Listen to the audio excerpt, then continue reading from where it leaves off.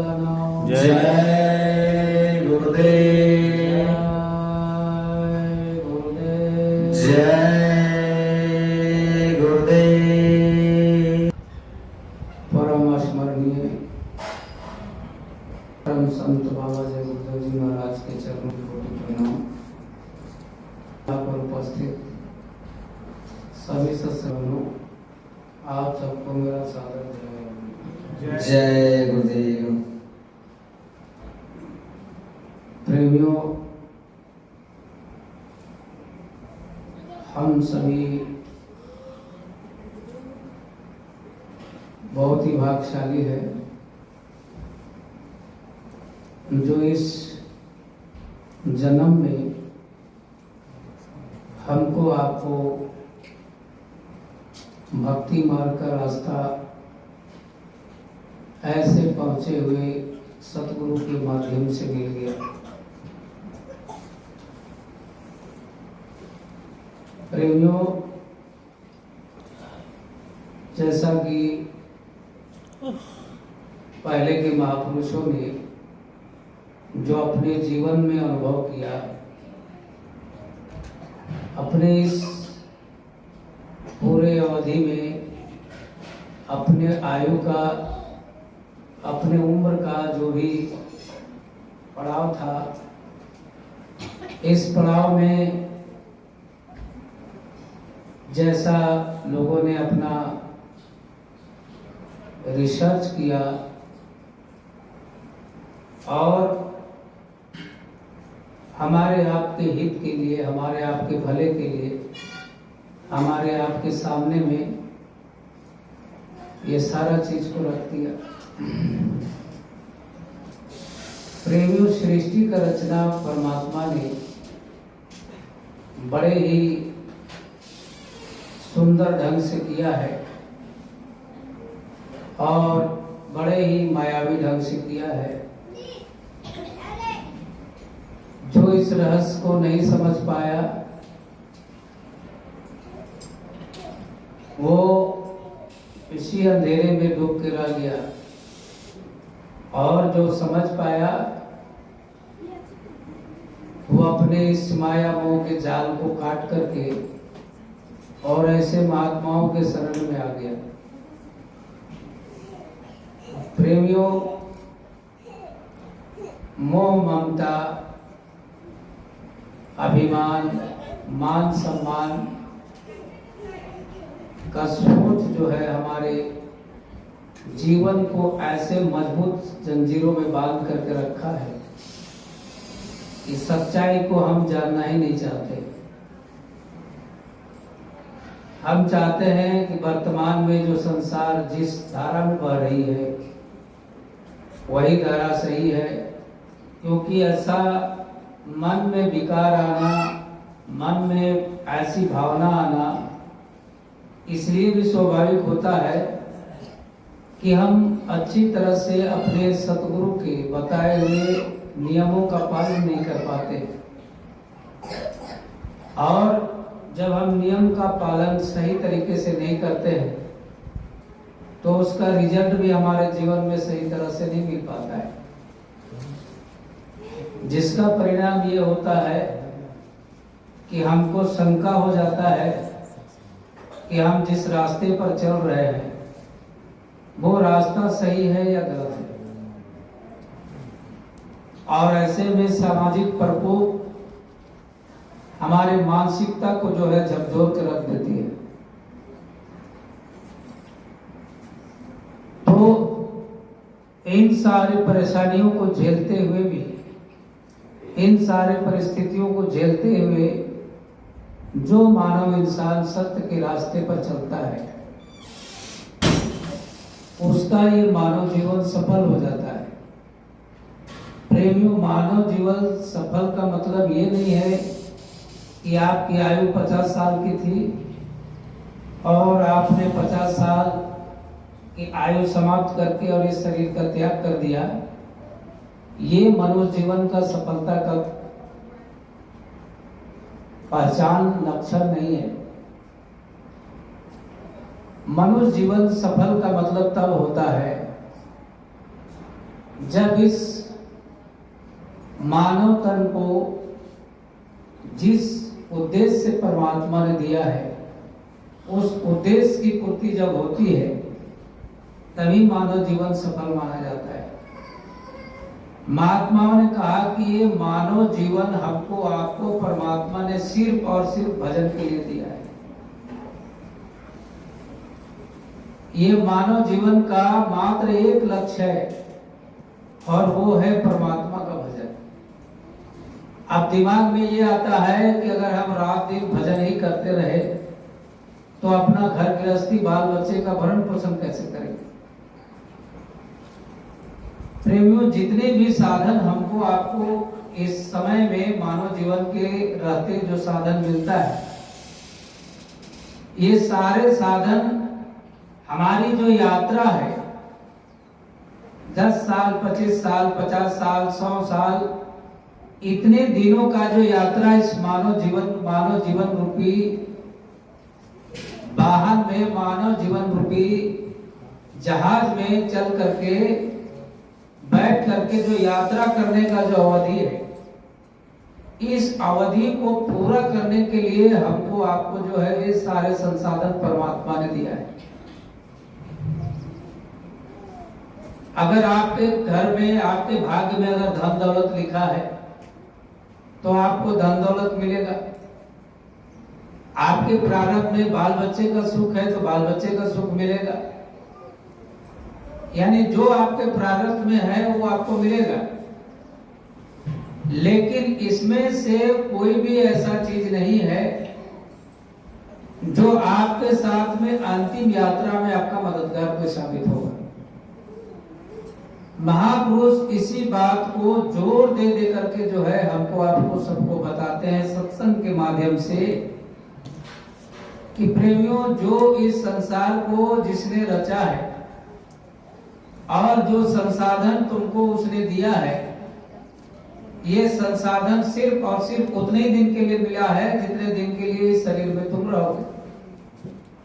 और जैसे ही शरीर से तुम्हारा निकलने का समय आएगा, तुमको बाहर कर दिया जाएगा, वो सारे संसाधन तुम्हारे से जो है विमुख हो जाएंगे। सारे संसाधन, चाहे वो बाल बच्चा हो, इस कुटुंब परिवार हो, धन दौलत हो या जो भी हो, जो भी संसाधन हमारे आपके साथ में इस भौतिक शरीर के रहते जो रहता है, इस चरम आंखों से जो हम देखते हैं, ये सारे संसाधन जो है हमारे आपसे छीन लिए जाते हैं।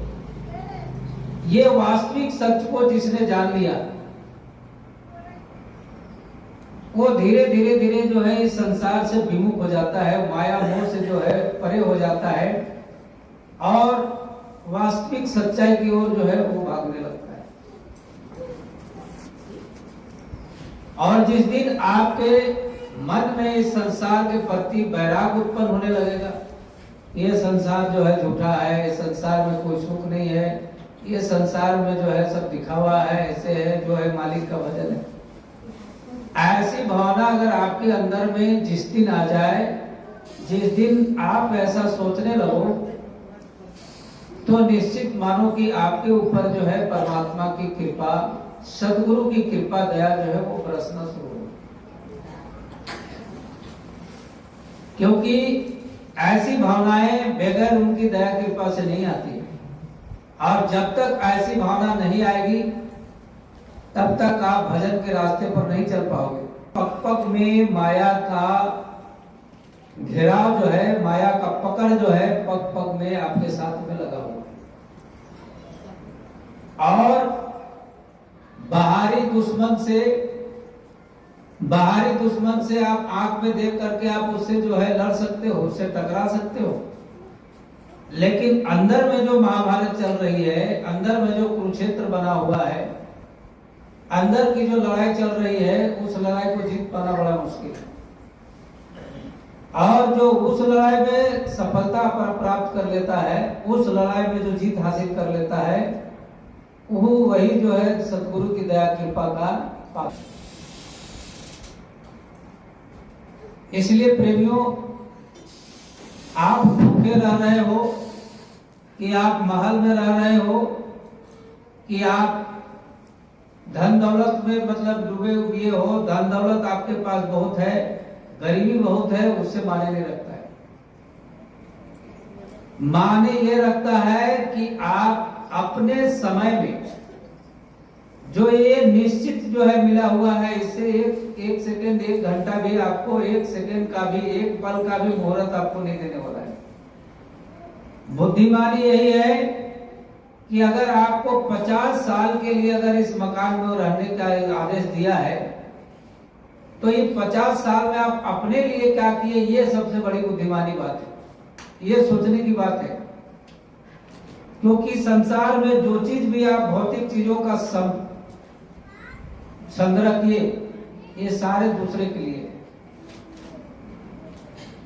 और दूसरे के लिए इसलिए है कि आपके जाने के बाद दूसरा का ही काम आएगा।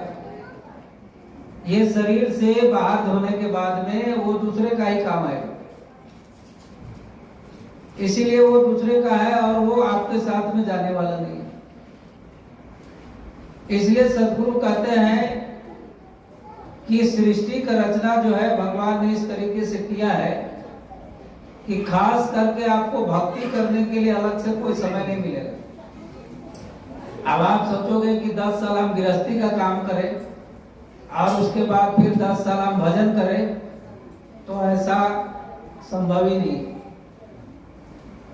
इसलिए हमको जो है दोनों को साथ में लेकर के चलना है। बस इतना ध्यान में रखना है कि हमारा कौन सा समय किस चीज के लिए महत्वपूर्ण है, और इस महत्वपूर्ण समय में हमको क्या करना चाहिए, ये डिसीजन लेने का काम, ये फैसला करने का काम सिर्फ और सिर्फ आपको सोचना है। और दुनिया के तमाम काम छोड़ करके, गुरु महाराज कितने बार ये बात को सत्संग में कहे कि दुनिया का सबसे महत्वपूर्ण काम और सबसे अच्छा काम अगर कोई है तो है परमात्मा का भजन। और परमात्मा का भजन के लिए अगर हम कहते हैं कि हमारे पास समय नहीं है, सुमिरन ध्यान भजन करने के लिए समय नहीं है, तो मैं समझता हूं कि हमसे जो है मतलब दुर्भाग्य और हमसे पागल और हमसे अज्ञानी जो है कोई नहीं है।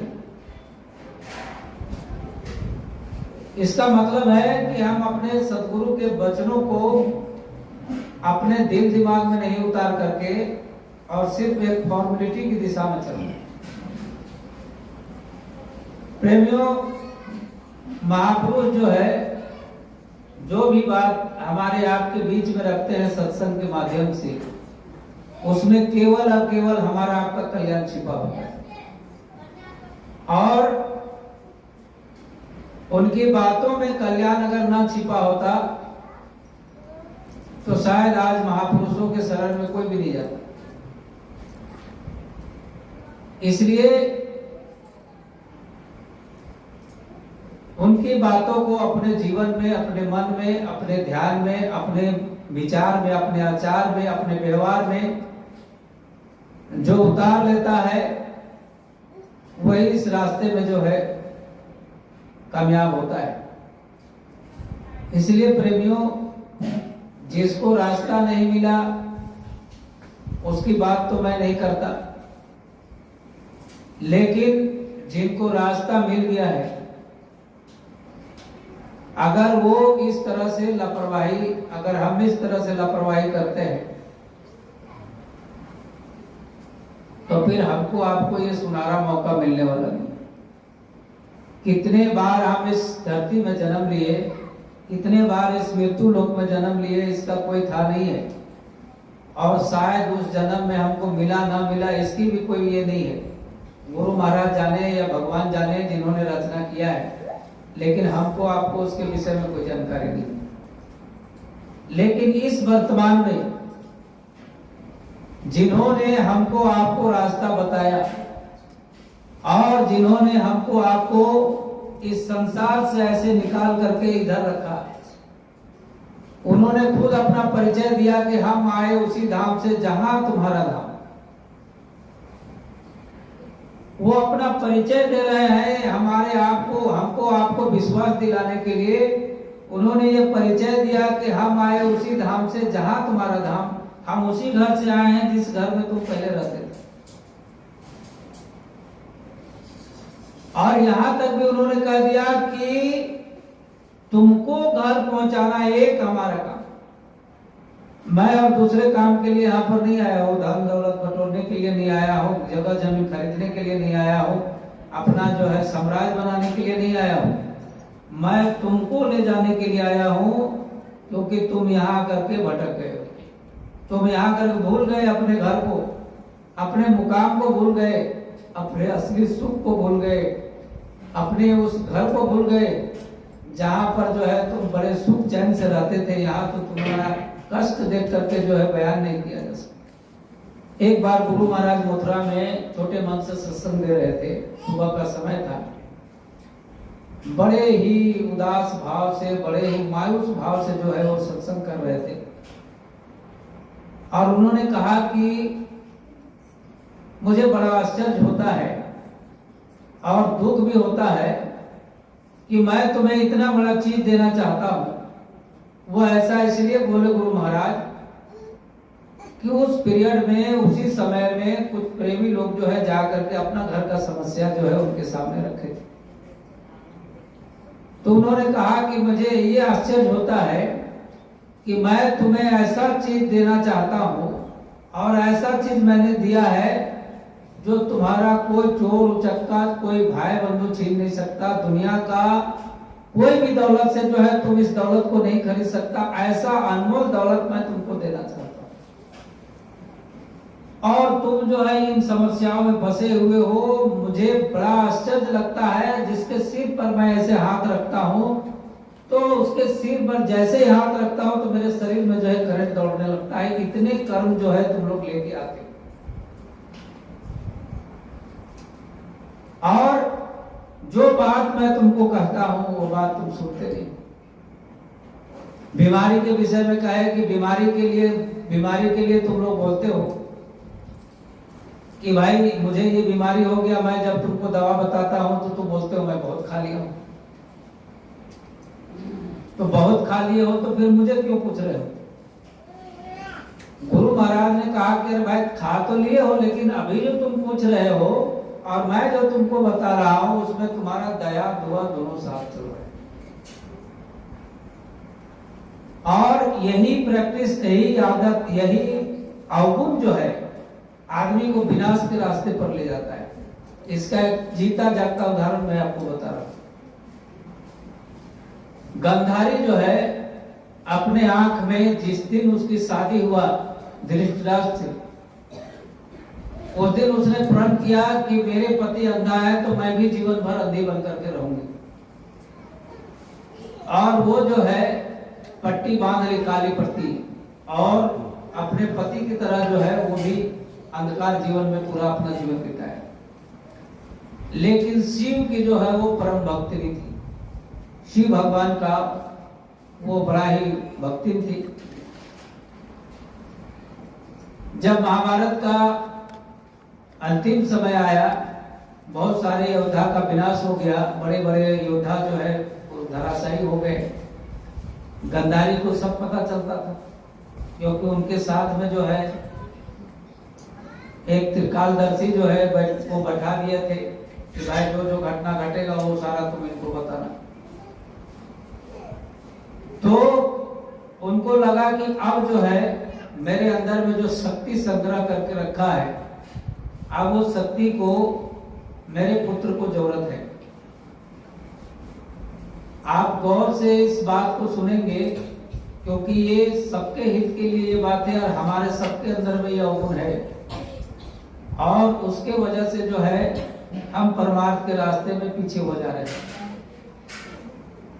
गंधारी जो है अपने पुत्र बड़े बेटे जो है दुर्योधन को बुलवाया, कहा कि जाओ मेरे पुत्र को जो है भेजो मेरे कक्ष पर। अब दुर्योधन को जब ये पता चला कि मेरी माता जी हमको बुला रही है, वो माता जी के पास में गए। तो माता जी का आदेश ये हुआ कि बेटा जो है तुम गंगा में जाओ और स्नान करो और ऐसे तुम मेरे पास आना जैसे तुम मेरे गर्भ से बाहर आए थे। यानी जब तुम मेरे गर्भ से बाहर आए थे तो तुम्हारे शरीर में बिल्कुल कोई कपड़ा लता नहीं था, बिल्कुल नंगे वस्त्र मतलब ये में थे। तो उसी तरह से जैसे मैंने तुमको जन्म दिया था वैसे ही तुम नंगा मेरे पास में आना। माता का भाव क्या था? माता का भाव ये था कि मैं अपनी शक्ति से अपने पुत्र की रक्षा करूंगी, उनका भाव ये था। अब जब दुर्योधन जो है गंगा में स्नान करके जब आने लगे तो कृष्ण भगवान अंतर्यामी, उनको पता था कि ये जो है ऐसा काम करने जा रही है गांधारी कि जीवन में इसको कोई मार ही नहीं सकता दुर्योधन को, क्योंकि जैसे उसकी दृष्टि पड़ेगी वैसे जो है उसका शरीर वज्र का हो जाएगा और जब वज्र का हो जाएगा तो कोई उसको मार नहीं सकता। कृष्ण भगवान जो है जिस रास्ते से दुर्योधन आ रहे थे उसी रास्ते में जो है कृष्ण भगवान उसी दिशा में वो भी जाने लगे।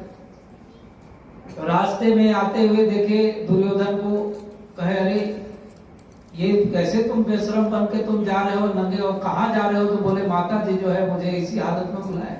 बोले पागल है, अरे तुम जवान हो और तुम जवान हो और बताओ तुम जो है ऐसे हालत में माता के पास जाओगे?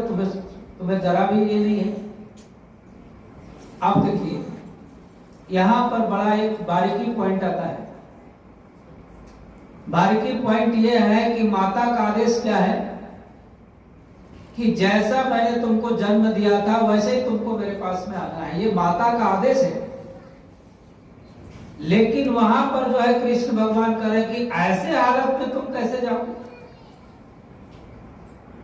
अब वो अपनी अवस्था के हिसाब से वो संकल्प विकल्प कर रहा है, वहां पर जो है आदेश जो है वो कमजोर पड़ रहा है। माता का आदेश जो है वहां पर कमजोर पड़ रहा है। उसका अंदर में जो है जो यह युद्ध चल रहा है, सोच रहा है कि भाई ये कृष्ण भगवान तो सही बोल रहे हैं, मेरी अवस्था जो है जवानी अवस्था है और मैं ऐसी अवस्था में अपनी माता के पास कैसे जाऊं? वो ऐसे उधर गुण में फंस गया। लास्ट में जीत जो है उसके विपरीत का ही हुआ। उसने सोचा कि चलो ठीक है, पूरा शरीर जो है, पूरा शरीर तो नहीं कवर करूंगा लेकिन अपने जो है गुप्त अंग को जो है मैं कवर कर लूंगा और माता जी के पास चला जाऊंगा।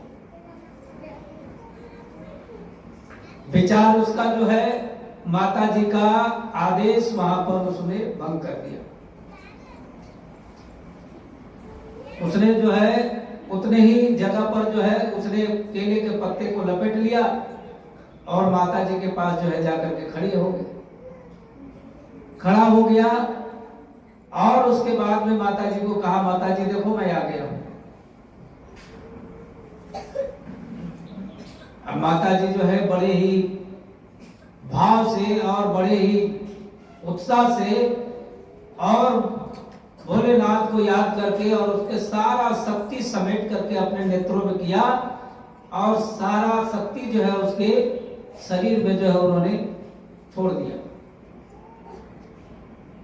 और जब छोड़ दिया तो जहां तक उसकी दृष्टि पड़ी वहां तक उसका शरीर जो है वज्र का हो गया और जहां पर उनकी दृष्टि नहीं पड़ी वो शरीर वहां पर कोमल रह गया, वो हाड़ मांस का रह गया।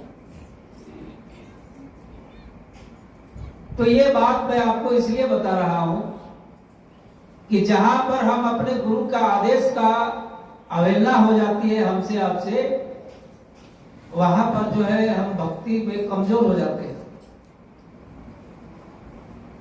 क्योंकि आदेश अगर वो जो है दुर्योधन का स्वभाव क्या था कि अपने अहंकार के आगे वो किसी का नहीं सुनता था। जो है जो उसके ही में आता था बस वही करता था, ना बड़ा छोटा दिखता था, ना जो है किसी का मान सम्मान के विषय में उसको ये था। इतना ज्यादा उसको अहंकार था अपने ताकत का, अपने मतलब ये ताकत का, कि उसके अहंकार में जो है वो अंधा हो गया था। और कहीं ना कहीं हमारे आपके अंदर में भी ये गुण है जिसके वजह से जो है हम उस चीज में जो है उस चीज के बीच में जो है हम फंस जाते हैं और वहां पर जो है आदेश का ये हो जाता है। तो गुरु के वचनों में जो है चाहे आज कहा हुआ हो या 100 साल पहले कहा हुआ हो या 1000 साल पहले कहा हुआ हो, गुरु के वचन में जो चलते हैं, जो प्रेमी चलते हैं, उनके वचन जो है, गुरु के वचन जो है हमेशा उसके लिए जो है कवच का काम करता है। कवच का मतलब हमारी आपकी रक्षा। तो गुरु भक्ति का मात्र एक ही ये है कि गुरु का आदेश का पालन ही गुरु भक्ति है। हम लोगों में बहुत सारे ऐसे प्रेमी हैं जो रंगल सियार जो होता है, रंगा हुआ सियार की तरह जो है समय समय पर जो है अपना रंग रूप बदलते रहते हैं। तो प्रेमियों, ऐसे करने से आप किसी को धोखा नहीं दे रहे हो, आप अपने आप को धोखा दे रहे हो। क्योंकि गुरु महाराज ने सीधे सीधे कहा, एक साधे सब साधे और सब साधे सब जाए। गुरु पूजा में सबकी पूजा, कहे गुरु पूजा में सबकी पूजा, देवी देवाईश महेशा, कहे कि एक गुरु मात्र की पूजा से जो है सभी देवी देवताओं का पूजा हो जाता है। इसका गुरु महाराज एक बहुत सारा सटीक उदाहरण बताए थे। कहे कि देखो, पेड़ में जो है हजारों लाखों पत्ते होता है और अगर तुम हर पत्ते में पानी पहुंचाने का अगर प्रयास करोगे तो संभव नहीं है, लेकिन अगर उसके जड़ में पानी डालोगे तो वो सारे पत्ते में जो है वो पानी चला जाएगा। ऐसे ही हमारा गुरु का भक्ति है, गुरु का भक्ति ऐसे ही है जैसे पानी डालने से जो है सारे पत्ते में चला जाता है। वैसे ही गुरु महाराज ने कितनी बार ये बात कहा कि तुम मुझे देखो और मैं तुम्हें देखो। ये 33 करोड़ देवी देवता जो है ये तुम्हारे बालक हैं, लेकिन इसका भी तुम्हें अपमान नहीं करना है। इनको खुश करने का काम मैं करूंगा, तुम मेरे आदेश का पालन करो, मैं जो कहता हूं सो करो। इनको खुश करने की तुम्हें जरूरत नहीं है, इनको खुश करने के लिए मैं बैठा हूं। गुरु महाराज इतना जरूर कहे कि कभी भी किसी भी देवी देवता का अपमान मत करना, उनका सम्मान जरूर करना। एक बार हम लोग इधर दमन दीव तरफ का प्रोग्राम करके वापस लौट रहे थे, तो वहां पर सोमनाथ मंदिर जो है अरब सागर के एकदम बिल्कुल किनारे है और हमेशा जो है वो सागर का लहर जो है वो मंदिर के दीवार में आके टकराता है। वहां पर जो है जो भी दरवाजा खिड़की यानी सारा चीज जो है चांदी से जो है गढ़ा हुआ है, उसका दरवाजा खिड़की भी चांदी का है। तो वहां पर जो है आप कोई भी सामान लेकर के अंदर नहीं जा सकते। तो गुरु महाराज की गाड़ी आगे आगे, हम लोग सब पीछे पीछे। तो देखे कि गुरु महाराज की गाड़ी जो है मंदिर तरफ मुड़ गई। तो किसी ने कहा कि भाई गुरु महाराज का आदेश है कि सारा काफिला जो है, मतलब सब लोग जो है यहाँ दर्शन करते हुए आगे जाएंगे। तो गुरु का आदेश था, हम लोग भी गए, गाड़ी खड़ा किए, उसके बाद में जो है मंदिर में गए, दर्शन वर्शन किए, थोड़ा देरी जो है समुद्र का भी आनंद लिए। उसके बाद में जो है फिर वहां से निकले और इधर फिर हम लोग का राजकोट में कार्यक्रम था, गुजरात का राजकोट में, वहां का कार्यक्रम करते हुए फिर हम लोग इधर आए। तो गुरु महाराज ने कभी ये नहीं कहा, बहुत सारे ऐसे प्रेमी हैं जो इस तरह से कभी कभी अपने मुख से निकाल देते हैं कि अरे क्या तुम ये बताओ, ये देवी देवता के पीछे लगे हो। ऐसे कोई वचन हमारे मुख से नहीं निकलना चाहिए जिससे सुनने वाले को जो है तकलीफ लगे। ये भी एक शाकाहारी का शाकाहारी का ये भी एक पार्ट है। अब आप सोचोगे कि हम शाकाहारी हैं, मांस मछली दारू शराब नहीं खाते हैं, तो हम तो शाकाहारी हैं। शाकाहारी का मतलब ये होता है कि हर तरह से आपको शाकाहार होना है। अपने चाल ढाल, रहन सहन, कपड़ा लत्ता, पहनावा, ये सारा चीज निर्भर करता है।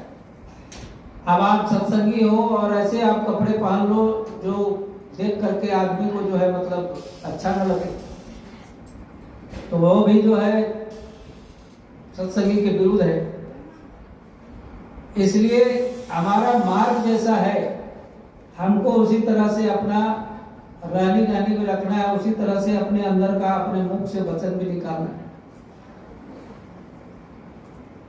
अगर आप अपने आस पड़ोस में रहते हुए बद्दी बद्दी गालियां जो है अपने आप में या अपने आस पड़ोस में या अपने घर परिवार में लड़ते हुए जो है अगर बद्दी बद्दी गालियां बक रहे हो, तो सुनने वाले का जो भरोसा आपके अंदर में है, सुनने वाले का भरोसा जो आपसे है, वो भरोसा वहां पर टूट जाता है। वो आदमी, आपका पड़ोसी सोचता है कि ये आदमी जय गुरुदेव मानता है, थोड़ा बहुत आपके अंदर में परिवर्तन देखेगा कि भाई ये तो पहले बड़ा गरीबी जीवन जी रहा था, लेकिन आजकल जो है बड़ा अच्छा खुशहाल जी रहा है, और इसके घर में आपस में लड़ाई झगड़ा भी नहीं होता है। तो धीरे धीरे जो है आपका इज्जत कदर भी करेगा और आपके बात को सुनना भी पसंद करेगा। लेकिन जाहिर गवार जैसा जो है आप अपने मुख से भद्दे भद्दे गाली जो है आपस में बकोगे, तो वहां पर जो है गुरु महाराज का अपमान होता है, हमारा आपका अपमान नहीं होता है, क्योंकि हमारे आपके माथे में जय गुरुदेव का मोहर लगा हुआ है। इसलिए प्रेमियों, जो शिष्य अपनी मर्यादा का ख्याल नहीं रखता है, वो जीवन में कभी भी गुरु का दया दुआ का पात्र नहीं बन सकता। इसलिए प्रेमियों, ये चीज को आपको बिल्कुल ख्याल रखना है। देखिए, बार बार बहुत सारे ऐसे भक्तों का उदाहरण है। सुदामा को देखिए, सुदामा गरीबी की वजह से रोज पत्नी से डांट सुनता था। उसकी पत्नी इतनी मतलब इतना उसका उपहास करती थी जिसका कोई हिसाब नहीं। जब बच्चा लोग भूख से तड़पते रहता था और वो माला कहीं से माला फेरते रहते, हरे कृष्ण करते रहते थे, तो उसकी बीवी आकर के बोलती थी, ये हरे कृष्ण तुम कर रहे हो, तुम्हारा कृष्ण कुछ दे रहा है? मेरा बच्चा लोग 4 दिन से खाना नहीं खाया, अरे कुछ तो करो, कहीं जाओ, कुछ शर्म करो, कुछ कहीं से मांग के लाओ ताकि बच्चा कोई करे। तब भी जो है वो अपने दिमाग में उनका यही रहता, चलते फिरते भी बात करते, गाली भी सुन रहा है, हरे कृष्ण का जाप कर। मतलब यहाँ से जो है अपने इष्ट देव को नीचे नहीं उतार रहा है, सुन जरूर रहा है, गाली सुन रहा है, लेकिन ध्यान उसका उसी पर केंद्रित है। तो ऐसे हमारे आपके सबके जीवन में इस तरह की घटना घटती है।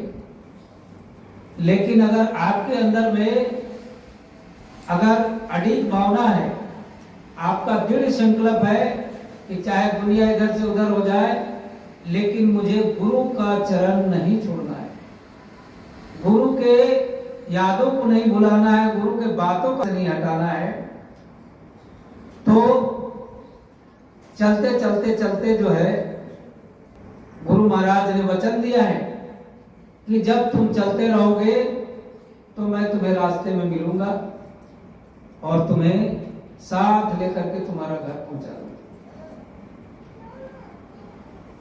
अरे इतना तक गुरु महाराज कहे कि जीवन भर तुम्हारा भजन ना बने इसकी तुम चिंता मत करो। मैं अपनी ओर से नहीं कह रहा हूं, ये गुरु महाराज के वचन है। आप पुराने सत्संग सुन लेना, पूरा वीडियो वगैरह में आता है। गुरु महाराज ने कहा कि जीवन भर तुम्हारा भजन न बने इसकी चिंता तुम मत करो, सिर्फ जो है तुम आदेश का पालन करो। 24 घंटा में कम से कम 1 घंटा 2 घंटा सुबह शाम बैठा तो करो, और जो तुम बैठोगे, जो तुम ध्यान में भजन में समय लगाओगे, उसका लेखा जोखा हमारे पास है। ऐसा नहीं है कि मैं कोई पागल हूं या हमारे पास कोई कोई उसका प्रूफ नहीं है। तुम कितने बार भजन में बैठ रहे हो, कितने बार सत्संग में जा रहे हो, कितने बार तुम याद कर रहे हो, कितने बार तुम नाम ले रहे हो, ये सब का लेखा जोखा हमारे पास में। और उस लेखा जोखा के हिसाब से मैं तुम्हारा तय करूंगा। और मुझे मालूम है कि कौन सा दौलत, कौन सा समय तुमको क्या चीज मुझे देना है। गुरु महाराज ने ये बात इसलिए कहा कि बहुत सारे ऐसे प्रेमी हैं जिनके ऊपर गुरु महाराज की दया हुई, भजन बनना शुरू हुआ, आंख कान गुरु महाराज ने खोल दिया। तो जब ये परिस्थिति आया तो पागलों की तरह जो है बड़बड़ाना शुरू किया। स्वामी जी ने कहा कि जैसे कच्चा घड़ा जो होता है, कच्चा घड़ा में अगर ऊपर से ऐसे पानी डालो तो घड़ा जो है ऐसे फट जाता है, विलय हो जाता है। उसी तरह से तुम्हारा हाल है। मैं तो समय का संजोग देखते रहता हूं ना कि तुम्हारा संजोग कैसा आ रहा है, किस स्टेज में तुम पहुंचे हो, कितना तक तुम्हारे अंदर में पचाने की क्षमता है, कितना तक जो है तुम्हारे अंदर में ढोने की क्षमता है। ये सारा चीज सदगुरु देखते हैं, क्योंकि उन्होंने स्पष्ट कहा है कि शब्द स्वरूपी संग है, कभी ना होते तुम। और धीरज धरो चित में देखेगा सतगुरु। कहे ये तुम मत समझना कि मैं तुम्हारे से दूर रहता हूं, मैं शब्द रूप में हमेशा तेरे साथ में रहता हूं। और ये बात 110% सही है, इसकी गारंटी मैं आपको दूंगा, क्योंकि सैकड़ों बार मैंने इस चीज को महसूस किया गुरु महाराज के मतलब ये रहने का। इस मंच से बैठ के मैं कोई हवाई बात नहीं कर रहा हूं।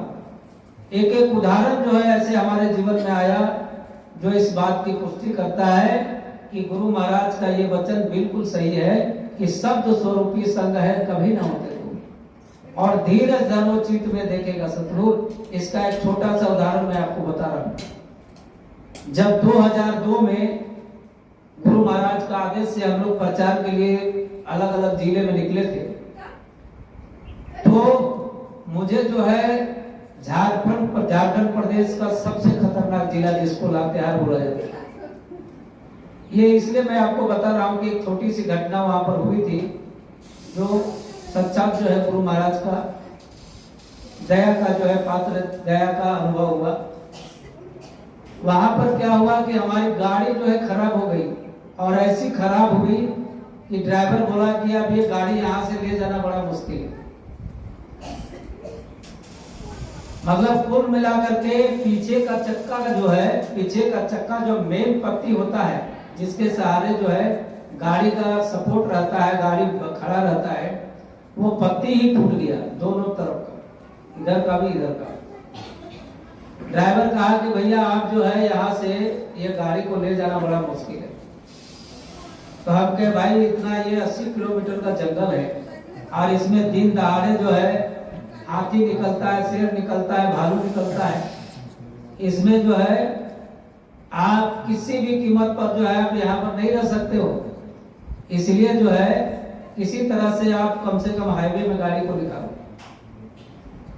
बड़ा मुश्किल से जो है गाड़ी को धीरे धीरे धीरे धीरे धीरे करके जो है हम लोग उस जंगल से बाहर आए, और बाहर आकर के जो है बाहर आकर के जब एक जगह जो है गाड़ी को रोके, और उसके बाद में गुरु महाराज का ध्यान लगाए, तो ऐसे लगा जैसे गुरु महाराज साथ खड़े होकर के बता रहे हैं कि बच्चा ऐसे ऐसे जो है तुमको करना है, और इस तरह से करोगे तो तुम्हारा गाड़ी जो है चला जाएगा। जो जो बात गुरु महाराज ने हमको संकेत में बताया वही बात मैंने ड्राइवर को बोला, और वही बात में हमारा गाड़ी जो है, अब सोचिए कि मेरा गाड़ी नया गाड़ी था, और जिस गाड़ी में हम बैठे थे गुरु महाराज ने संकेत दिया कि जो गाड़ी तुम्हारा खराब है उस गाड़ी का सारा पैसेंजर तुम अच्छे वाले गाड़ी में ले लो, अपने वाले गाड़ी में ले लो, और उसमें एक आध आदमी को बैठा दो, और ड्राइवर को बोलो कि वो आगे चलेगा, जितना स्पीड में चलना है चलेगा, गाड़ी कुछ नहीं होगा। ऐसा गुरु महाराज ने हमको आकाशवाणी जो है दिया। मतलब ऐसा मुझे एहसास हुआ कि इस तरह से जो है गुरु महाराज ने कहा। और ऐसा ही मैंने उससे कहा, विश्वास कीजिए जब हम लोग वहां से निकले, हम लोग करीब 150 किलोमीटर हम लोग को पीछे आना था, और जिस तरह से उस गाड़ी का चाल था उस हिसाब से लग रहा था कि हम लोग को 12 बज जाता रहा।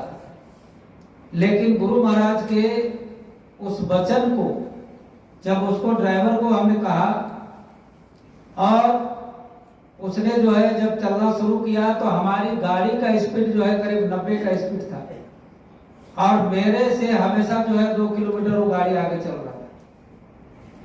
एक जगह जब वो रोका तो हमने उससे कहा कि भैया तेरा गाड़ी कितने का स्पीड में चल रहा है, तो बोल रहा है वही 20-25 का स्पीड में चल रहा है। तो मेरा ड्राइवर बोला कि अरे भाई तुम 20-25 बोल रहे हो, मेरा 90 का कांटा दिखाता है, अब तुम हमेशा जो है मेरे से 2 किलोमीटर आगे बढ़ रहे हो। उसने कहा कि भैया मुझे कुछ पता नहीं कि मेरी गाड़ी कौन चला रहा है, कैसे चल रहा है। और जहां पर हम लोग को 12 बज जाता रात, वहां पर हम लोग 8:30 बजे रात को पहुंचे वहां। और जब पहुंचे तो उसने गाड़ी खड़ा किया वो ड्राइवर, और उसके बाद में जो है गाड़ी खड़ा करके ड्राइवर सीट से उतरा और आके मेरे पैर में लेट गया। हमने कहा भैया ये क्या कर रहे हो? बोले भैया मैं 25 साल जो है गाड़ी लाइन में काम किया हूं, और 25 साल में जो चमत्कार मैंने अपने जीवन में नहीं देखा था वो आज मुझे देखने को मिला। ये गाड़ी किसी भी कीमत पर जो है इतने जल्दी यहाँ पहुंचने लायक नहीं था, उसको आपने यहाँ पहुंचा दिया। हमने कहा अरे पागल, मैंने नहीं पहुंचाया, जिसका तुम काम कर रहे हो ये उनकी दया से तुम्हारी गाड़ी यहाँ पर, और ये गाड़ी की दया यहीं तक थी।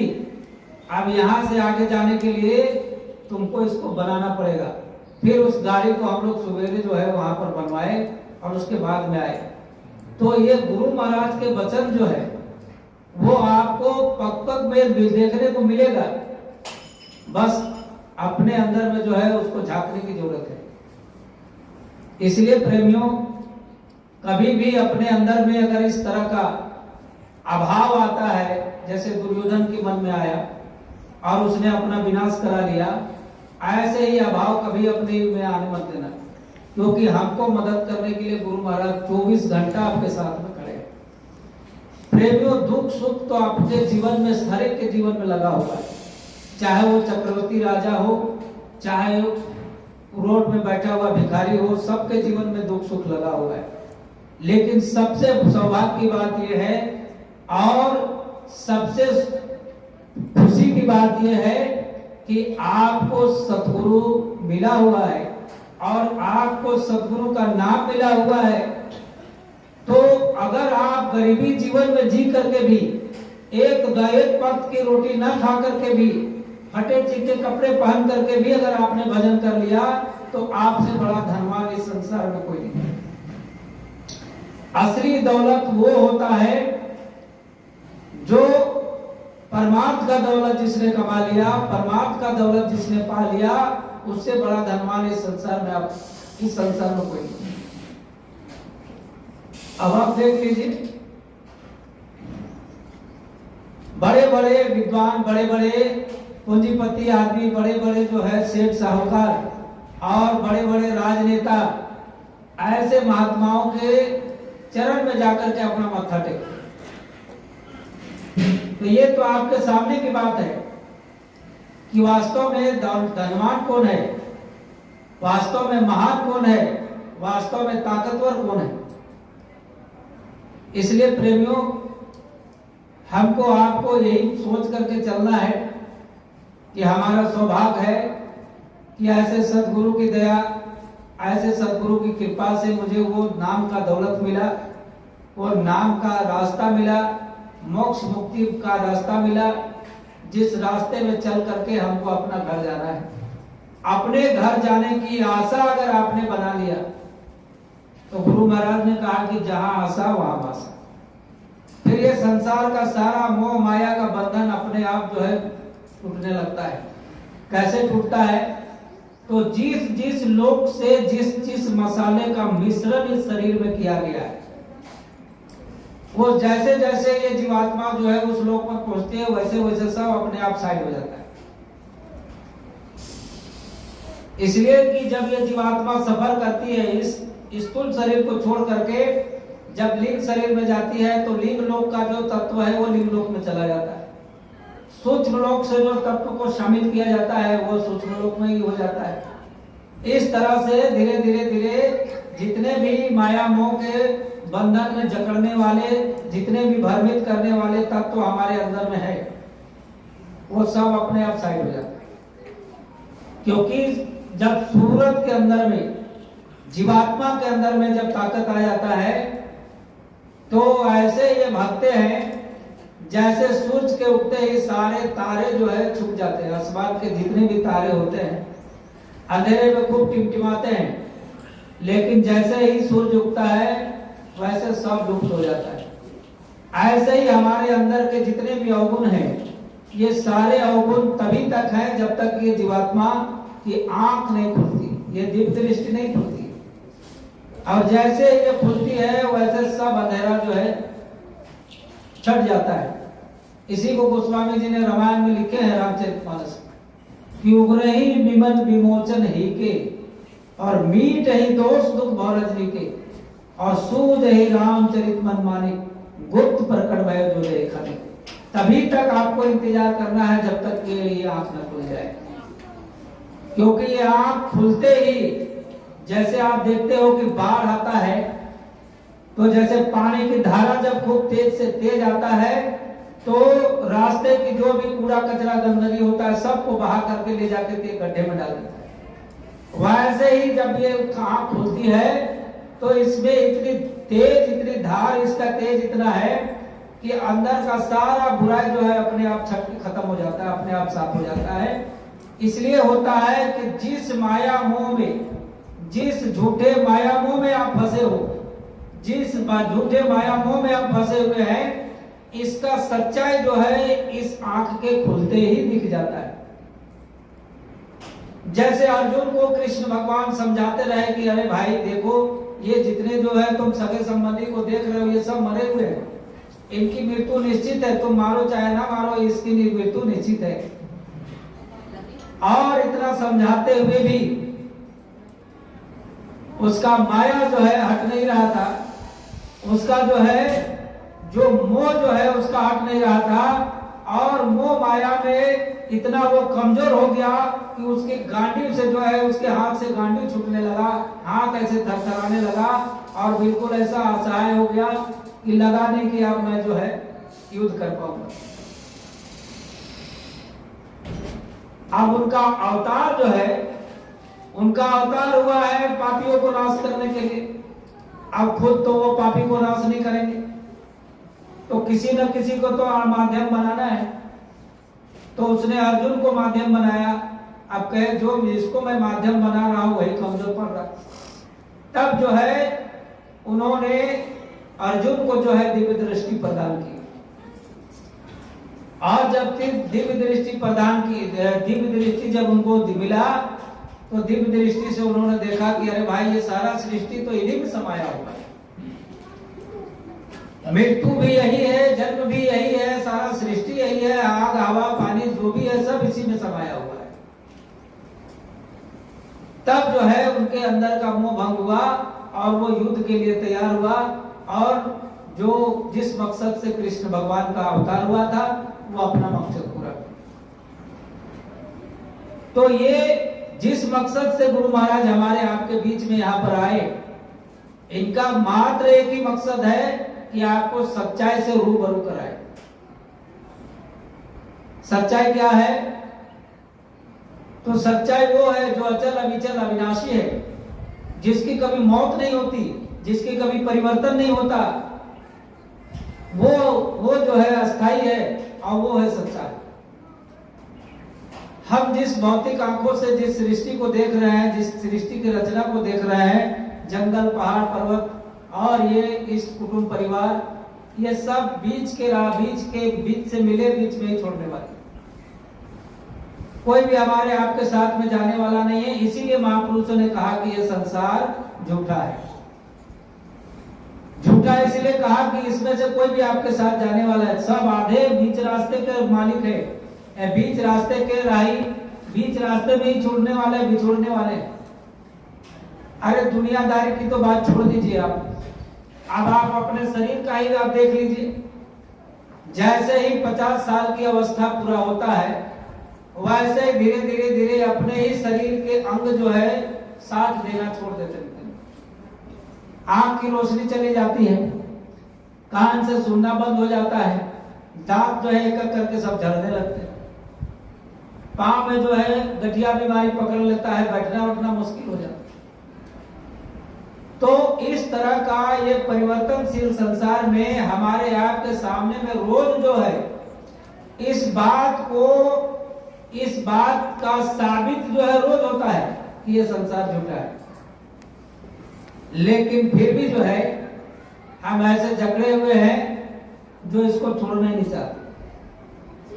स्वामी जी ने कहा कि धीरे धीरे धीरे धीरे अगर तुम इससे अगर अलग होने का प्रयास नहीं किया तो अंतिम समय में यही तुम्हारा सबसे बड़ा बाधा बनेगा।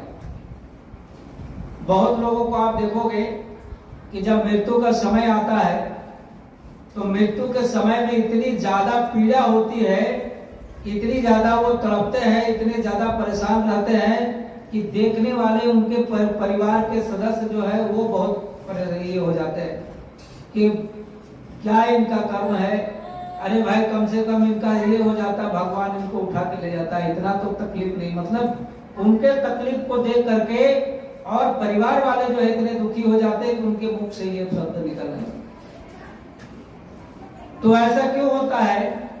इससे ऐसा इसलिए होता है कि हम उस अवस्था में भी जो है वो सारे चीजों को अपने दिमाग में बैठा करके मतलब बैठे हुए हैं कि अरे भाई मेरा ये छूट रहा है, अरे भाई मेरा ये सब चला जा रहा है, मेरे जो है सगे संबंधी छूट रहे हैं, मेरा जो है इतना बैंक बैलेंस था, मेरा जो है ये, तो वो सारा जो है घूमने लगता है और सारा आकर के सामने खड़ा हो जाता है।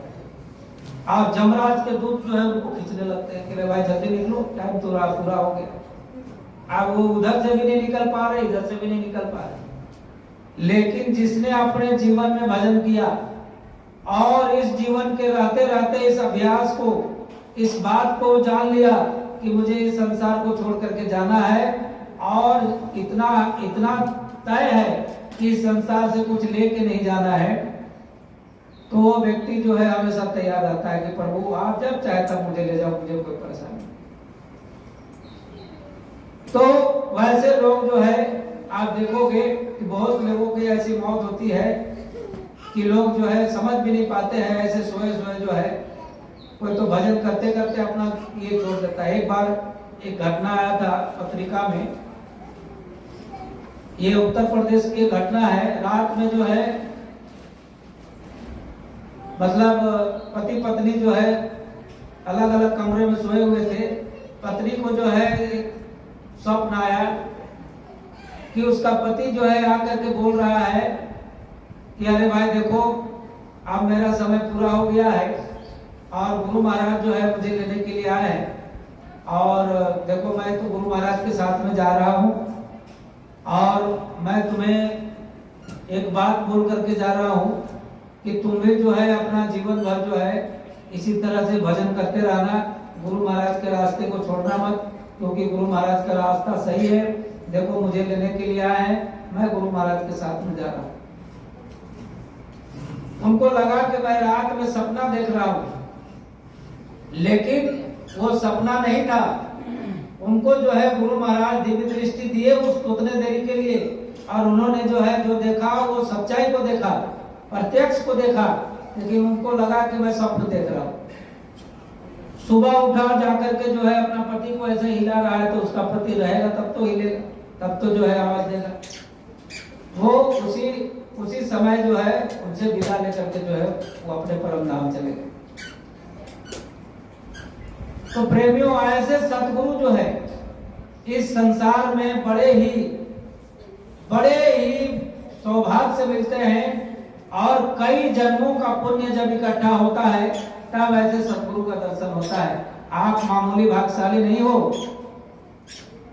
आप ये मत समझना कि मैं जय गुरुदेव में चला गया, अब मुझे परिवार छोड़ना पड़ रहा है, इस कुटुंब परिवार छोड़ रहा है, शादी ब्याह में जो है खाने पीने का प्रॉब्लम हो रहा है, रिश्तेदार के यहाँ जा रहा हूँ तो वो बात सुना रहा है। तो इन सब चीजों को आप दिल दिमाग में मत लेना, क्योंकि आप उससे लाख गुना भाग्यशाली हो और आपके कहीं न कहीं कोई न कोई जन्म का पुण्य उदय हुआ, तभी जो है ऐसे महापुरुष का दर्शन दीदार हुआ। ये मामूली दया नहीं है। इसलिए इस बात से कभी आपके अंदर में हीन भाव नहीं आना चाहिए कि मैं गुरु महाराज के पास में चला गया और इस तरह का परिस्थिति आ गया, मैं करूं तो क्या करूं। बहुत लोग इस तरह के सोच करके जो है, क्योंकि गुरु जो है, गुरु महाराज ने एक बार कहा कि जब गुरु खुश हो जाते हैं तो 3 चीजों का दया करते हैं। जो संसार का जस्ट विपरीत है।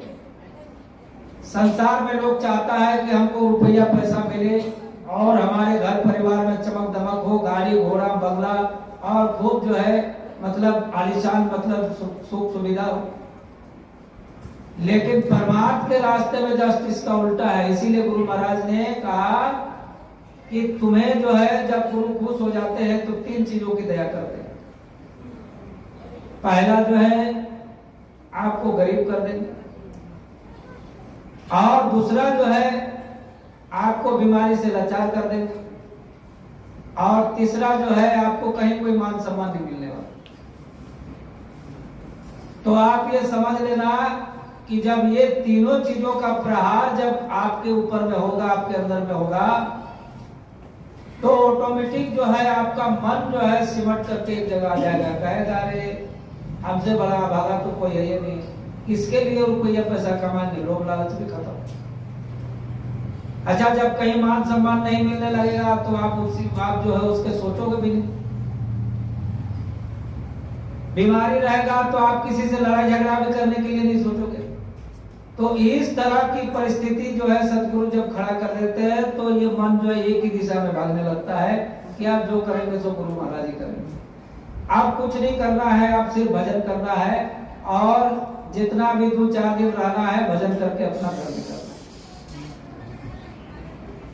इसलिए प्रेमियों, वो परिस्थिति आने से पहले आप जो है अपना काम निकालिए, अपना काम करिए, और उसके बाद में जो भी अपना फॉर्मेलिटी है पारिवारिक जीवन का, व्यवहारिक जीवन का, वो सारा निभाते हुए आपको जो है ये काम करना है।